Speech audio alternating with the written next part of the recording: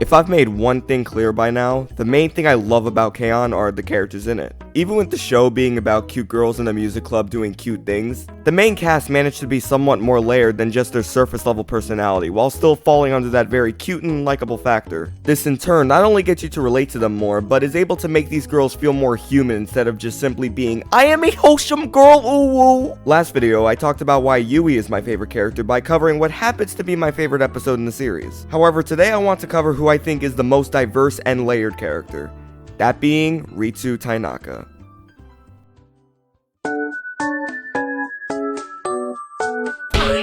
Alright, to give a little background, Ritsu is the president of the Light Music Club. She's the one who kickstarted the club as a whole, and is the one who saved it from being shut down and never used again due to a lack of members for a while. She only accomplished all of this by forcing her best friend to join by tearing up her literature club application, begging an at-the-time stranger to join the Light Music Club instead of the choir club, and with the help of these two, peer pressure this random girl who doesn't have a huge motivation in joining the club into joining so she has all 4 members she needs so the club won't disband.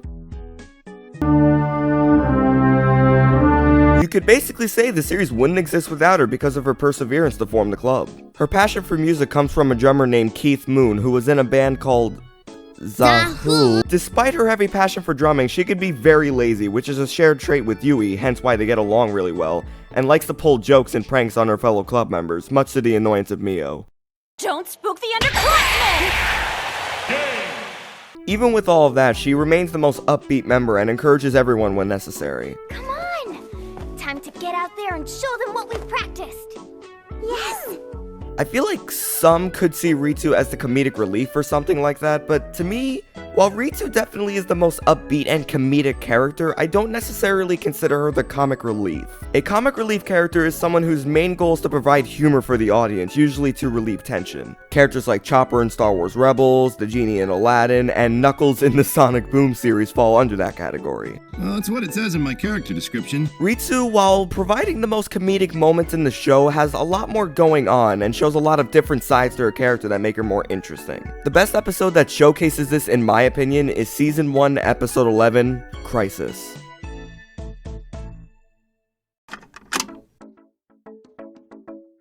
After many rewatches, I can say Crisis is another one of my favorite episodes of K-On! It takes Ritsu's normally upbeat and wild personality and adds a completely different element to it, which adds more layers to her character. However, the really interesting stuff with Ritsu doesn't happen until the halfway point of the episode. This is because the episode had to adapt 2 chapters from Volume 2 of the manga. The first half of the episode merely consists of the club preparing for the school festival while trying to come up with a name for their band, and Yui getting her guitar fixed. Even with all of that, I think the first half of the episode weirdly does a good job at establishing Ritsu's character in case you haven't seen the rest of the series for some reason. She forgets to submit the form needed for the school festival, showing her lack of dedication as the club president, acts cocky when comparing how she takes care of her drums to Yui taking care of her guitar, but at the same time shows her more sweeter side when talking to Azusa, who was still new to the club at the time. This will be your first show as a member of the Light Music Club.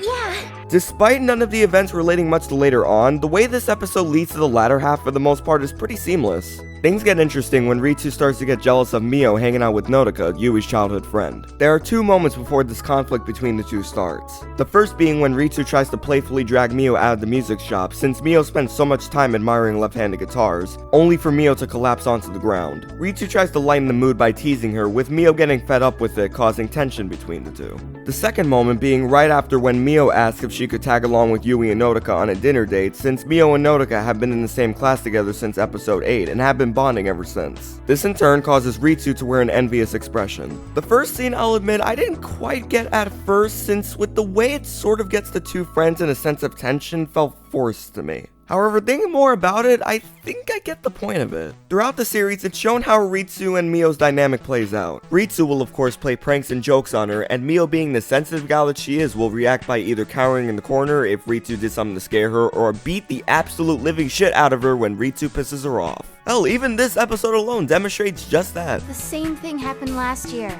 Actually, that was the club application. Ow! But this time, it didn't play out like any of that. Instead, Mio's reaction is of sheer anger and sadness, which is why she simply calls Ritsu a jerk. When Ritsu tried to lighten the mood by lightly teasing her when she fell, Mio didn't react the way she expected her to, therefore causing the tension. Not to mention, it's understandable why Mio would react differently this time. She's been hanging out with Nodoka for a while now, who is on the same maturity level as her and is able to relate to Nodoka as their relations to their respective best friends are very similar. So, is Yui really doing alright at the light music club like she says? Yeah, but whenever she learns one thing, she has the tendency to completely forget something else. I know how it is. But when she's focused on something, she can do amazing things. That's for sure. So Mio getting tired of Ritsu's pranks and jokes, even if they are meant for good fun, is completely fair. This moment is also a good lead up to when Ritsu really starts showing her envy. She does stuff like stalk Mio, Nodoka, and Yui and aggressively butts into their conversation, takes Mio out of her lunchtime with Nodoka to practice in the club room,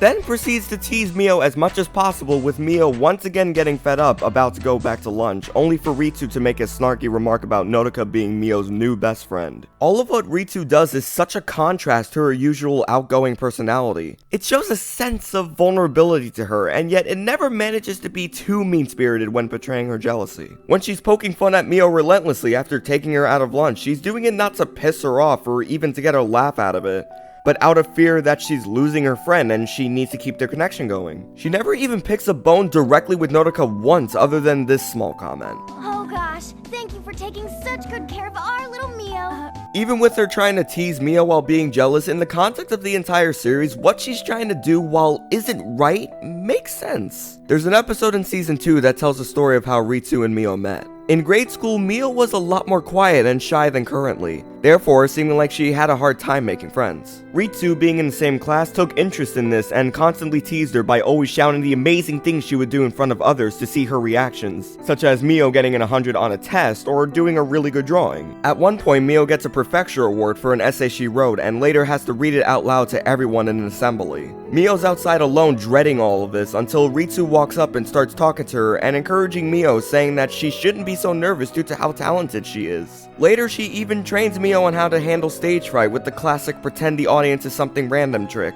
And on the day Mio reads her essay, she stays relaxed the entire time thanks to this. Mio back then had no friends because of her shy and distant nature, but even with Ritsu constantly teasing her, it was ultimately her that somewhat broke her out of it and boosted her confidence. Ritsu ultimately brings out the best in Mio in terms of the latter believing in herself more than anyone because of them getting to know each other so well. She still continues to do that, such as when they both have to play Romeo and Juliet, and helps out Mio with a training session to ultimately end her stage fright. Hell, Ritsu even comments during the story that in her mind, you only really tease the people that you like, especially in grade school, which gives you a whole new perspective on her behavior. It's the reason why she teased Mio after she caused her to fall, and why she teases her when trying to take her away from Nodoka. It's because she genuinely likes Mio as a person, and their different personalities complement each other greatly. Even when she gets what's coming to her from Mio, she keeps doing it because she loves to see her reactions and takes joy in joking around with her. She feels like Mio hanging out with Nodoka is a betrayal to their bond more than anything. Of course, the episode does acknowledge that the way Ritsu's acting is still wrong, and her arguing with Mio after making that snarky comment eventually takes a toll on her upbeat attitude, falling into a depressed state, and her drumming while practicing, which is nowhere near as powerful, to which she then leaves claiming she doesn't feel well. The next few days after that, she doesn't even show up to the club room, which worries the entire group, fearing Ritsu won't come back. Their club advisor Sawako suggests possibly looking for a replacement just in case Ritsu doesn't come back, to which Mugi responds by saying this. There's no replacing Richan!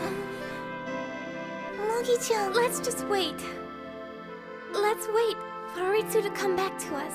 I always loved these scenes where the group were always insistent on not continuing the club without one of their own. It shows their bond as a band and group of friends incredibly well. Plus, when it comes down to it, the club really wouldn't be the same if one of them were to leave and be replaced. I mentioned this in my last video, but the scene in the season 1 finale where Azusa suggests canceling their performance because of the sick Yui not being able to perform shows the attention to detail on each member's place in the club. Yui is the heart of the group, the one who energizes everyone around her and brings positive light to anything despite her ditzy antics. Ritsu is also a very integral part of the club. As I mentioned before, she was there from the start, and the club wouldn't abandon without her. She provides a laid-back and cheerful energy to the club, hence the scene earlier in the episode with her encouraging Azusa, who's excited about her live performance with the group. Mio says many times that Ritsu's drumming is very wild but also powerful. Imagine if they were to replace replace her with a different drummer who doesn't capture a similar feel. Sure, their drumming would be good in its own way, but performing their songs would probably just feel so wrong, which is why Ritsu and everyone in the club are all important.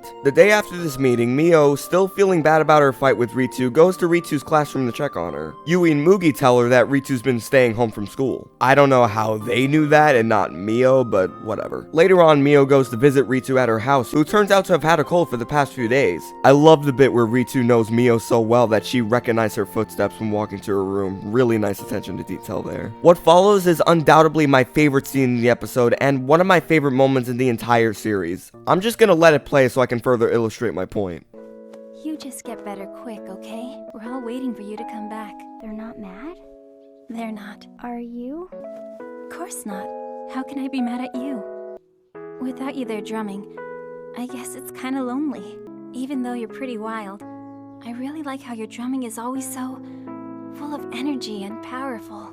This scene is so wonderfully directed and written in my opinion. I love how the focus is put on Ritsu's drumsticks and what I assume is one of her CDs that got her into drumming in the first place. All while Mio's talking about how much she loves Ritsu's drumming even with how wild it is. The dialogue is so great too. The stuff Mio says not only solidifies how important Ritsu is to the club, but is able to convey without outright saying it that Ritsu is her friend. No one can replace her, whether as a club member or as a friend, and she's never gonna leave her as their bond is too great. Quite literally, as she stays with Ritsu until after she falls back to sleep. And the smile on Ritsu after hearing all of that is just the cherry on top, along with her trying to pretend she was faking the cold when she wasn't. I've grown to hate it in some shows when the apology or makeup scene between characters is just a way to pad out the lesson and is written in the most generic way possible, like, I'm so sorry I lied and drained your memory box. Could you ever forget? So scenes like this are just so refreshing to me. It's a perfect way to resolve this conflict, and I appreciate Naoko Yamada and the writing team for putting so much effort into this story, even when they didn't even have to. Yeah, did you know all this character stuff with Ritsu and this entire conflict isn't in the manga? If this episode was 100% accurate to the manga, it would have ended at the part where Mio refuses to leave the music store. That's just so funny to me. Ritsu shows up to the club room, back to her usual self again, and Nodoka...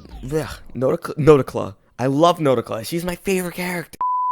And Nodoka informs the club that they forgot to submit their auditorium use form. It seems to be too late until Nodoka, as a member of the student council, defends Ritsu by saying that she was sick and therefore couldn't sign and submit the form in time, to which the club gets till the end of the day to hand it in. This in turn has Ritsu gratefully thanking Nodoka and wishes for her to take good care of Mio as her classmate. The club, more so Sawako, comes up with an official club name, finally, and with that brings this episode to a perfect conclusion.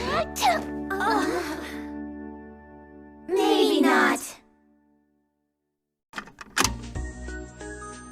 Crisis, in my opinion, excels at being a nice character study for Ritsu. It provides a little more to her character than what would appear on the surface. Her being jealous of her best friend's new companionship with another person is entirely new for her character, but is made to work so seamlessly. If there's one other thing I took away from this episode is that Ritsu and Mio's friendship is probably the most wholesome and concrete in this show. There's so much about their dynamic that's so enjoyable to watch, from their way of complementing each other's strengths and weaknesses, to their sweet moments of truly caring about each other, to their moments of one pissing off the other and it not ending well.